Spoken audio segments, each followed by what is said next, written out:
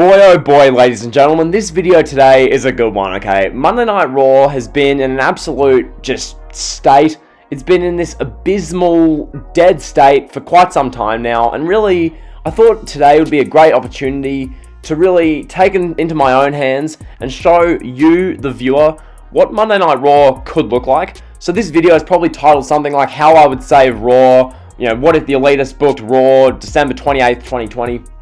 Because in this video, as I just said there, I'll be booking next week's Monday Night Raw. I'll be showing you guys what WWE could be doing with this talent, the things WWE could be doing to further storylines, and really take the current personnel on Raw and really make you care.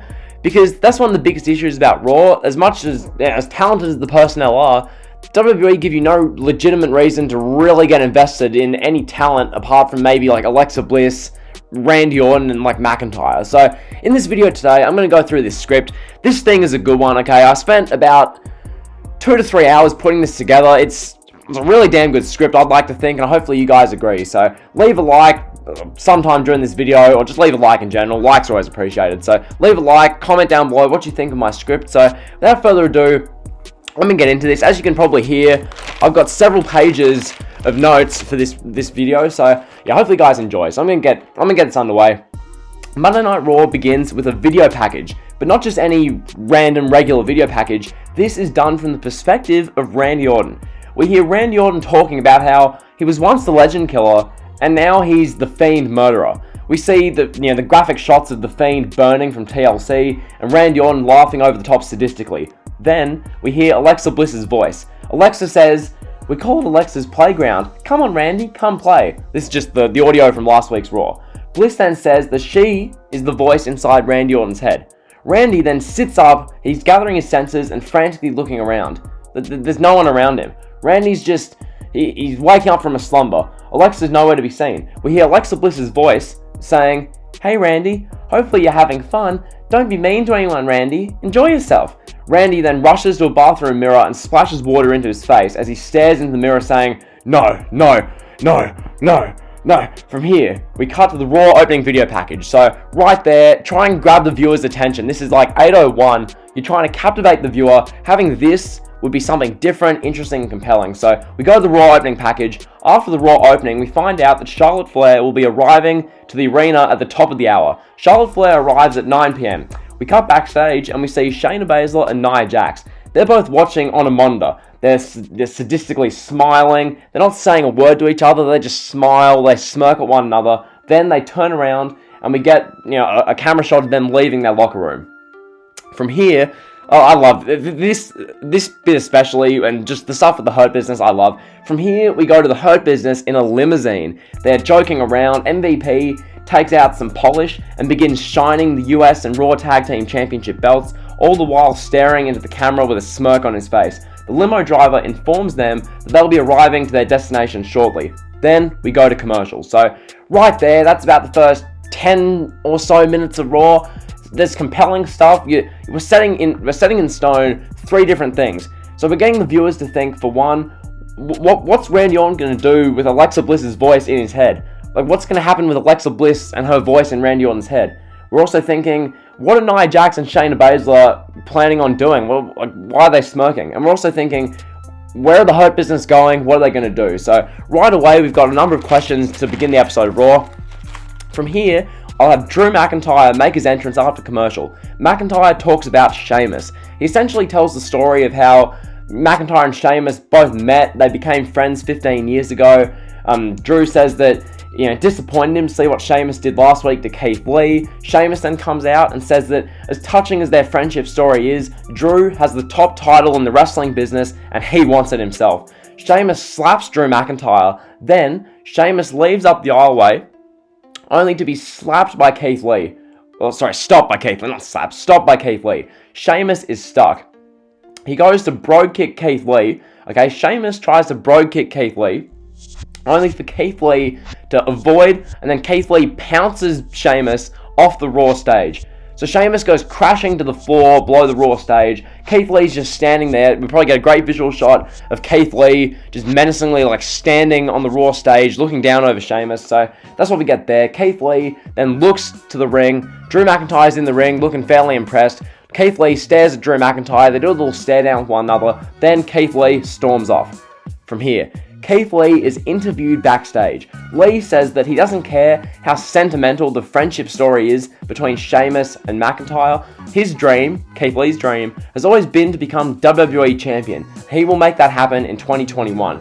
The camera then cuts back to the Thunderdome as we see Sheamus being stretched out of the arena. From here we go to commercials. So right away we're also establishing the WWE title, what's going on there. Because we have Sheamus versus Keith Lee in the #1 contenders match for the WWE title happening later in the show. So we're trying to really establish that and hype that up. So that's that.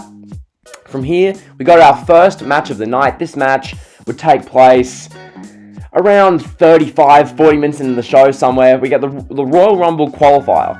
Angel Garza versus Akira Tozawa. Garza squashes Tozawa in less than 2 minutes. This wouldn't go long. It's Garza and Tozawa. No one really cares.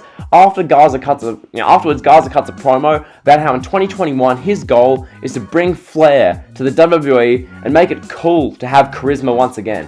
He stares down the barrel of the camera angrily and then proceeds to smile, smirk, blow a kiss to the camera and walk off. So doing this would try and establish Angel Garza, really try and give him a bit more character, let him talk a little bit. He gets his full entrance in, he has a squash win, cuts a promo, really just trying to introduce Garza's character and make you care about him some more. So that's that with the Rumble qualifier, plus Garza gets qualified for the Rumble and it makes the Rumble mean a bit more. So that's what we do there. From here, we see Nia Jax and Shayna Baszler storming through the backstage area. The camera's behind them as they walk up to Asuka's locker room door. The camera then cuts back to the Hurt Business. The driver of the limousine with the Hurt Business in it pulls up and the Hurt Business gets out of the limousine. The Hurt Business, they're joking around. The camera then pans to where they're going. It's a nightclub. Okay, the Hurt Business are going clubbing. MVP says that after the sensational 2020 they've all had, they should treat themselves to a night at the club. From here, we go back to commercial, okay? After the Hurt Business are seen at the club, and after we see Nia Jax and Shayna Baszler storming through the backstage area, we go back to commercial. After commercial, we get some more Alexa Bliss and Randy Orton, okay? After commercial, we see Randy Orton sitting down.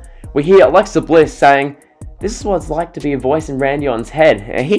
Like Alexa Bliss is like laughing and doing that real kind of like childish laugh. And then from here, Alexa Bliss says to Randy, "Why don't you go out to the ring right now? There's a gift waiting for you, Randy. There's a gift." From here, Randy Orton cautiously gets up and slowly makes his way towards the ring. He walks out, no theme music. In the ring is a tiny little box. It's like a gift box, it's like a present, all nicely wrapped. Randy Orton, very slowly walks down the aisleway. He's very cautious. He's looking anxious, confused. Randy Orton slowly gets in the ring. He's like death staring this little present, like it's a tiny little gift box present.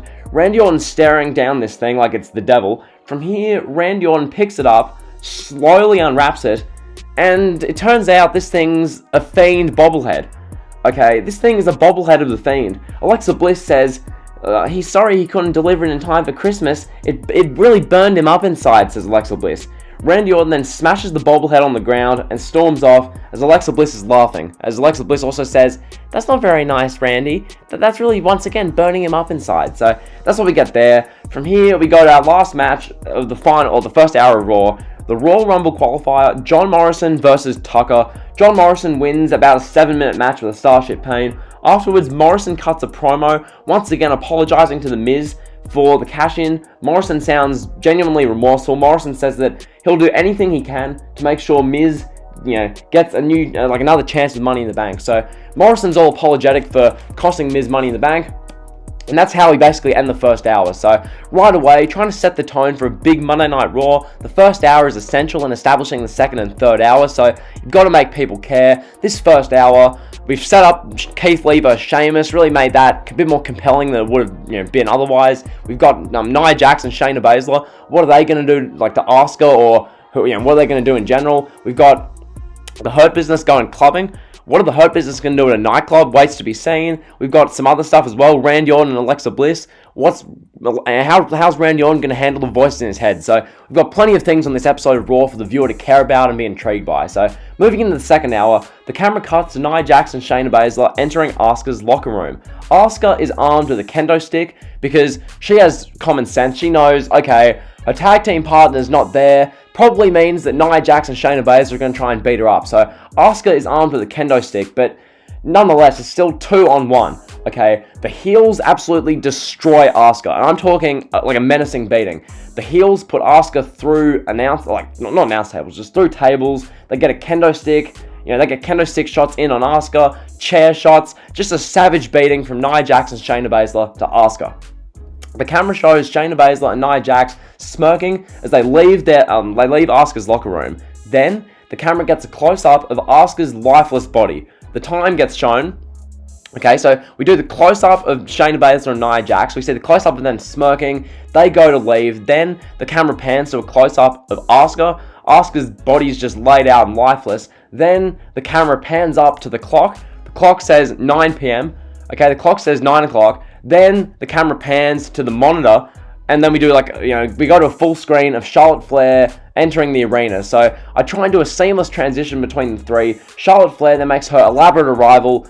I would do a helicopter entrance, but it's a random episode of Raw. It's a bit dramatic. I think just in general, have Charlotte Flair make her big entrance, be that a limo, be that some grand car, whatever. Charlotte Flair arrives at the arena at 9 o'clock. So from there, we cut back to the Hurt Business at the nightclub. They're having fun in the club. MVP orders them a round of drinks to celebrate their 2020. Cedric Alexander, meanwhile, is getting everyone's attention because he's a lad, he's dancing, he's getting around the nightclub, he loves it. And then Lashley and Benjamin are just smiling, watching the young guy go, do his thing. So from here, we cut back to the arena. In the arena, we get Ricochet interviewed. Okay, Ricochet, similar to how he was on Raw Talk, Ricochet is highly emotional and says that this matchup coming up against Ali is all about putting the pain of 2020 behind him and signifying a new start for his career. From here, we open the second hour match-wise with Ricochet versus Ali. Ali is accompanied by Slapnuts, Teabag, and other members of Retribution. So basically, yes, we've seen Ricochet and Ali before. It's not like a new match, but the story of this is Ricochet, closing the chapter of 2020, putting the Retribution chapter of his life behind him, beating Ali once and for all, and moving on. So this match gets around 12 to 14 minutes. It'll be like a really good in-ring type match for all the in-ring lovers, all the match marks. The emphasis of the match is upon Ricochet's facial expressions, his reaction to Retribution, how he copes with what's going on. So that's the emphasis of the match. Ultimately, Ricochet hits a shooting star press onto Retribution, who are all crowded around that ringside. Then Ricochet gets on the apron, goes up to the top rope, hits a 450 splash on Ali. 1, 2, 3. After the match, Ricochet is once again interviewed. Ricochet says that he's very proud of this victory and says that he's closing the chapter of 2020. 2021 is going to be a new year for him. He's going to make it his mission to become the United States champion once again. So Ricochet lays down the law. Ricochet wants to be US champion once again. From here, we go to a commercial break. After commercial and a recap and all that kind of crap Raw usually do, a commercial recap, whatever, we see Sheamus in the trainer's room. We hear plenty of bleeping. Okay, Sheamus is cussing constantly. He's, his body's just in agony. The being pounced off the stage. His body's just in pain. His back especially. Sheamus is cussing. He's trying to cope with the pain. Kayla Braxton asks Sheamus if he will be fit to compete by 10 p.m. for the match against Keith Lee. Sheamus grabs the microphone and proceeds to smash it on the ground. Sheamus hobbles off and punches the door on his way out. So Sheamus is pissed. Sheamus is angry. He's annoyed that Keith Lee got one over on him. So Sheamus is pissed heading into the match versus Keith Lee. From here, we cut to Charlotte Flair. Charlotte is in the dressing room or the locker room checking on Asuka.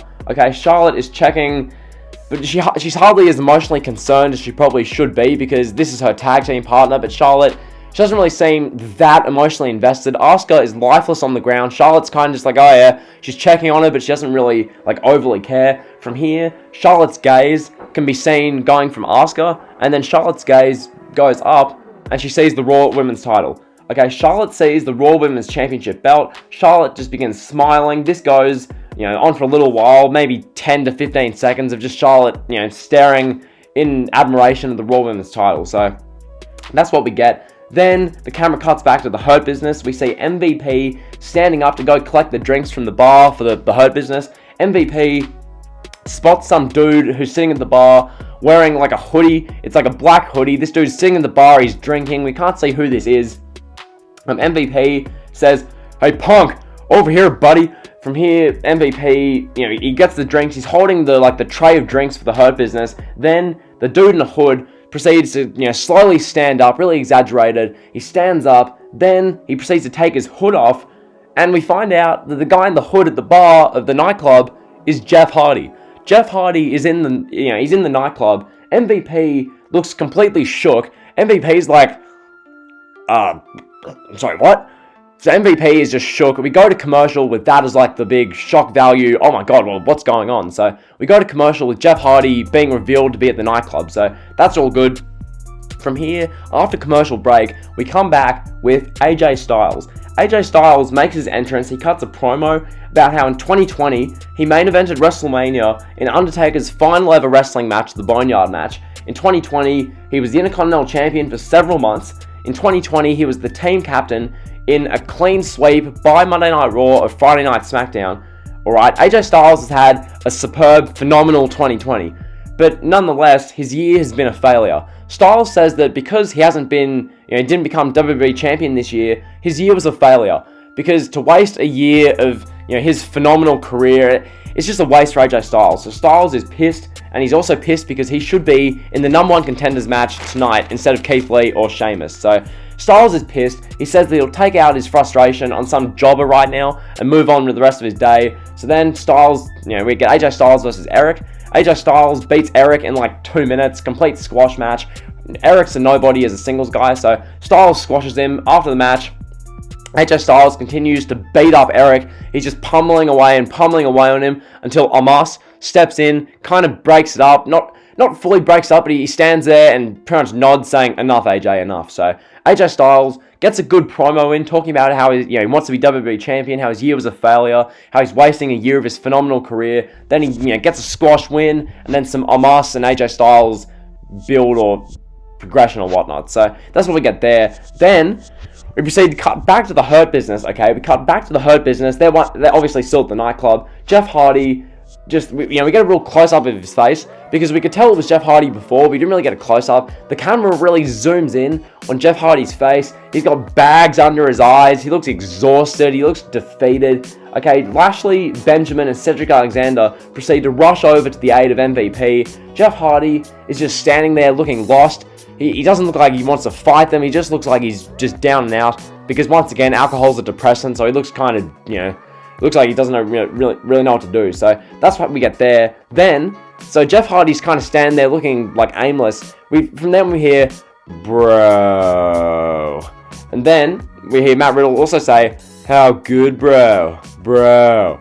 From here, Matt Riddle emerges from some random room. Riddle is basically stoned at this point, okay? I wouldn't show Riddle doing anything because it's a PG show. It's not TV 14 or TV MA, but it'd be very implied Riddle's been doing something in this room. So Riddle comes out of the room. He proceeds to kind of stumble over, and then he makes his way over. He doesn't even notice the Hurt Business. Okay, Riddle is that out of it. He doesn't even notice that the Hurt Business are right there. All four of them are standing there. He doesn't even notice them. Riddle proceeds to just walk over. He's like smiling. He's all jovial. He hugs Jeff Hardy.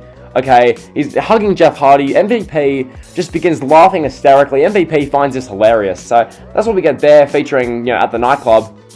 From here, we get a Royal Rumble qualifier between Lacey Evans and Mandy Rose. Not much to really talk about here. Lacey Evans gets the win over Mandy Rose in pretty kind of convincing fashion. It's not really a squash match. It's a back and forth women's match. Gets some decent time. In the end, Lacey Evans gets the win over Mandy Rose to qualify for the Royal Rumble. So that's what we get there. Then we go back to see Randy Orton once again seething in frustration. Alexa Bliss is just talking, and he can't do anything about it, Randy. Randy doesn't know what he can do to fix this Alexa Bliss situation. So from here, Orton storms through the backstage area. Randy Orton then spots Alexa Bliss's Playhouse swing set. Okay, Randy Orton spots Alexa's swing set. Randy Orton, his face, he gets like his face clearly lights up. Orton goes to grab gasoline and a match. It's clear that Randy Orton wants to burn down Alexa Bliss's Playhouse, because Randy Orton loves burning things. At this point, he's an arsonist at this stage of his career. Randy Orton gets the match, he gets the gasoline, but then when he goes to, go to the swing set's gone. So Orton is irate, Orton's pissed off. That's what we get there. From here, that's how we close the second hour. From here, we begin the third hour with the number one contenders match for the WWE Championship. Sheamus versus Keith Lee. This match would go around 15 to 20 minutes, so you do entrances around 10 p.m. Keith Lee makes his entrance, Sheamus makes his entrance, McIntyre makes his entrance to sit at commentary. I'd have AJ Styles and Omos standing at ringside watching this match. I'd have The Miz and Morrison watching backstage on a monitor. Really make this feel like a big deal. So Keith Lee versus Sheamus. You do the match, start at about 10:05, give the match about 15 to 20 minutes, do a mid-match commercial in there, have these guys, these two heavyweights, really go at it, a real physical type match, have it be a bit of fun, have spirit bombs, big bang catastrophes, white noise, Irish Coast backbreaker, 10 beats of the bell run, all that kind of stuff that both guys do with their movesets. In the end, what I'd do for this match, I'd have Sheamus, inconsequentially knock the ref down. So the referee gets knocked down, there's a referee bump, then AJ Styles proceeds to spring up onto the apron. Styles hits a phenomenal forearm on Keith Lee. AJ Styles, phenomenal forearms Keith Lee. Sheamus then proceeds to, roll over, pin Keith Lee, 1, 2, 3. Sheamus pins Keith Lee to become the number one contender for the WWE Championship. This match would have been really good, presumably, and then the ending sees Sheamus get the win. So after the match, Sheamus and Drew McIntyre have a stare down. Drew McIntyre raises the WWE title. Sheamus is just staring at the title. So that's what I do there. From here, we go back to the nightclub, okay? Another segment of the nightclub with the Hurt Business. We go back to the nightclub, and we see the Hurt Business relaxing, they're drinking a little bit, they've seen Jeff Hardy and Riddle, they're completely out of it, they had nothing to worry about. So the Hurt Business, they're relaxing a bit, having a drink. MVP spots Jeff Hardy and Matt Riddle together. They see Hardy and Riddle stumbling away from the bar towards the door. Okay, Hardy and Riddle, they go to leave, it's like 10:30, they're trying to get out, okay? These two guys leave, MVP then signals to the rest of the Hurt Business, Lashley, Cedric, Shelton Benjamin, he signals to them, they jump up, okay? The Hurt Business rush over to the door, blocking the exit for the Hardy Bros. Then, from here, we get the Hurt Business beating up the Hardy Boys in the bar, okay? Lashley picks up Jeff Hardy, tosses him across the club, Jeff Hardy goes sliding, he ends up hitting some table. Then we have Matt Riddle say, bro. From here, we get Cedric Alexander, Shelton Benjamin picking up Riddle, driving him through a wall. So that's the carnage that the Hurt Business lay out. The Hurt Business, they put their suit blazers on, their suit jackets, they're looking all smart, put their sunnies on. They proceed to walk out of the club, looking like they've done their job. We see a close up of Jeff Hardy laid out. We see a close up of Matt Riddle laid out, and Matt Riddle's just like, bro. So that's what I do on Monday Night Raw as far as the Hurt Business and the nightclub. I think as far as TV goes, that's about as compelling as you get for progressing a Raw Tag Team title storyline. We have 5, 6 Hurt Business segments through the night. So plenty of progression for their character, progresses the Hardy Bros, progresses their storyline, really makes you care about the tag team division, and plus is more compelling adult-like content. I think the nightclub, the drinking, implying that Matt Riddle's been, doing stuff to get stoned, having the beat up and the beat down at the nightclub, all that kind of stuff is adult-like content. So I think the USA Network would like the sound of that, the viewers would like the sound of that, so I think it's good TV. So from there, we get a fourth Royal Rumble qualifying match of the night, The Miz versus Humberto Carrillo. This match is pretty damn basic. Miz wins with a skull-crushing finale after 5 minutes. Nothing really to talk about here. This is just kind of like that match you do 2 hours and 40 minutes into Raw.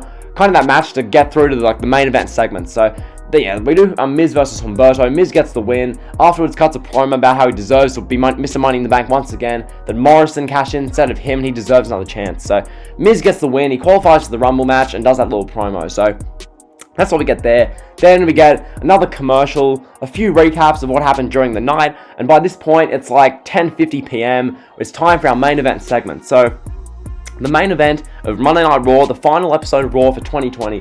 The main event is Alexa Bliss presenting a special tribute to him.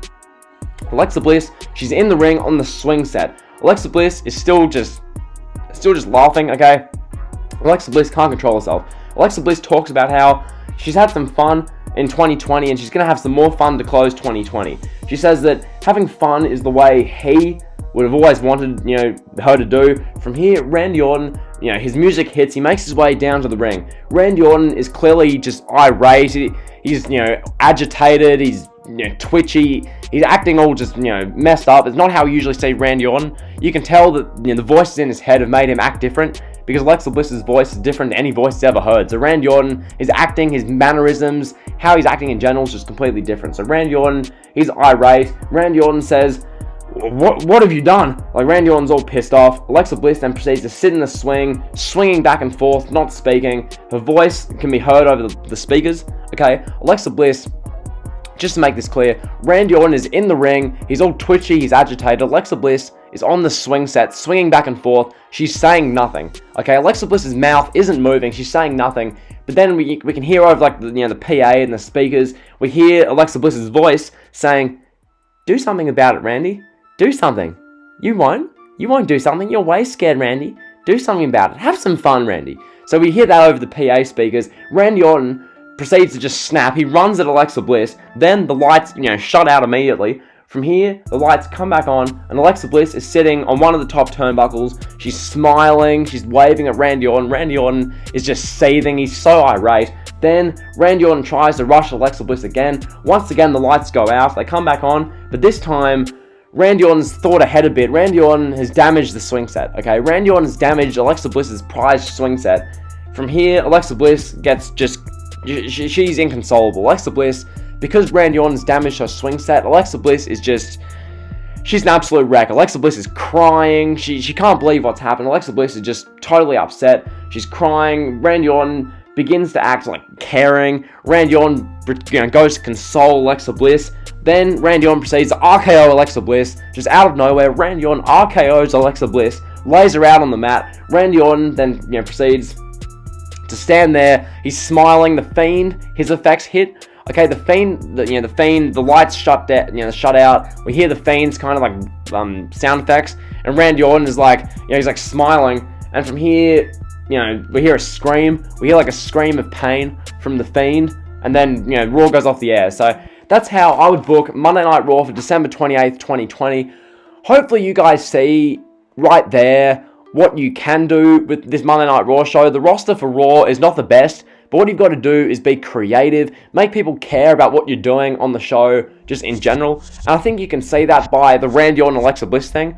Okay, what I do on this show is set up at the start of the night things that the viewer would want to see through a 3-hour show. Things would make a viewer want to sit around and watch, okay? That's what I've tried to do. The Hurt Business at the nightclub. We've got Randy Orton hearing Alexa Bliss's voice in his head. What's he going to do to counteract that? What's that going to lead to? We've got the stuff with Asuka, Charlotte Flair, Nia Jax, Shayna Baszler, all that kind of stuff. Keith Lee and Sheamus and Drew McIntyre, Styles, Miz and Morrison, how they can get involved. All this kind of stuff. There's questions for the viewer, and hopefully that's going to lead to Raw ratings going up. So yeah, that's been the video. Hopefully you guys have enjoyed. If you have, be sure to like, comment, sub. You know the drill.